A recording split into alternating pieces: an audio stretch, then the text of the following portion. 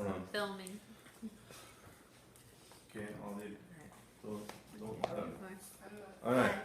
6 in the mirror. Do you count? Yes. Alright. Good afternoon, everyone.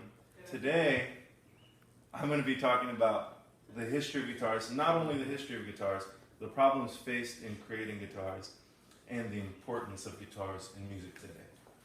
So, this is an important topic to me because I am a guitar player personally. I own 8 guitars, 4 electrics, 4 acoustic guitars, and so this is just a really important topic for me.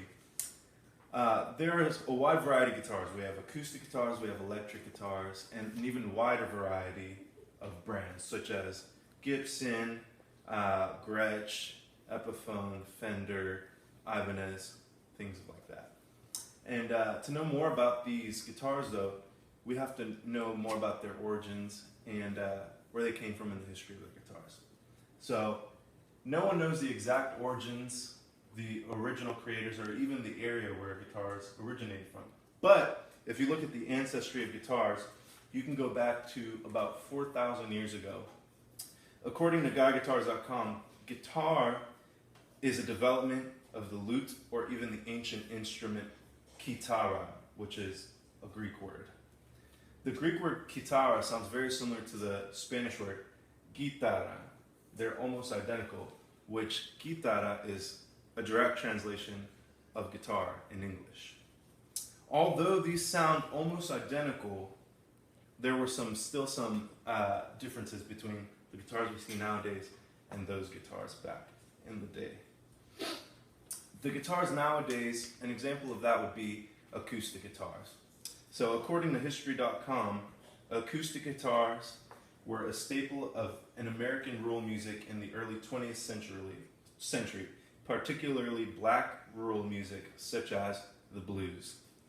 So when the blues music was being created, guitars were often used in those songs, but musicians often faced problems when using acoustic guitars because they weren't loud enough compared to the drums being used in the blues and the brass instruments being used in the blues.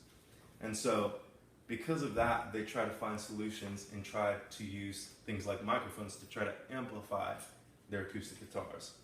Well, they faced problems with that and it didn't really work. Because of that, and due to all those unsuccessful attempts, musicians and craftsmen set on a journey to make guitars louder, which ended up creating electric guitars. A certain individual takes us back to 1930. According to GuitarDomain.com, George Bucamp began looking for new ways to increase the volume of guitars after he was fired from the National String Instrument Company. He began experimenting with phonographic needles on a 2x4 with strings on them. He believed that if he could get his device to work as a pickup, to pick up the vibrations of the strings and convert them into electrical current, he could get them into an amplifier or a tube speaker like the ones used in radios and PA speakers back in that day. So he was successful in this, and he actually created one of the world's first electric guitars. But the guitars that he made were more of a lap steel guitar, which was only really used by Hawaiian musicians for that type of music.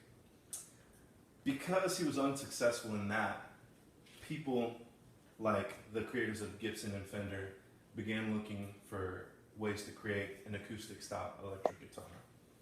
So in 1936, Gibson created their ES-150. E standing for electric, S standing for Spanish style guitar, which was what an acoustic guitar was. According to Fortune.com, Spanish style electrics, which you could sling in front of you while standing and singing, were more desirable and more versatile for musicians that day. So thanks to Gibson's success, and thanks to other people's success, such as Bucamp, we are now able to enjoy music that is really just made around electric guitars, such as rock music, jazz, blues, even country music, and even some pop music.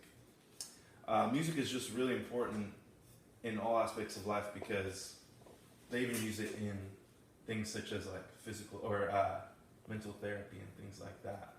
And so, I mean, just imagine a world without guitars. That would be a lot of music that would not have been